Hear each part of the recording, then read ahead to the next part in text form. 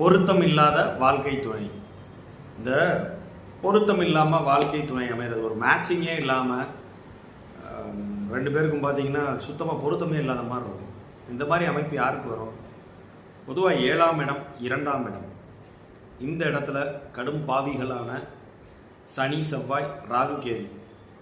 மெயினாக அதுலேயும் சனி தான், சனி ராகு தான் இந்த இதில் ரொம்ப ஸ்பெஷலிஸ்ட். இதில் சம்மந்தமே டோட்டலாக அப்படியே ஒரு கான்ட்ராஸ்டாக ஒரு ஆளை கொடுக்கக்கூடிய அமைப்பு வந்து இந்த சனிக்கும் ராகுக்கும் ரொம்ப உண்டு. செவ்வாய் கேது கொஞ்சம் ஆன்மீக பிரீதி அப்படின்னு போகும்போது அது வந்து ஒரு வேறு மாதிரி போயிடும் அது.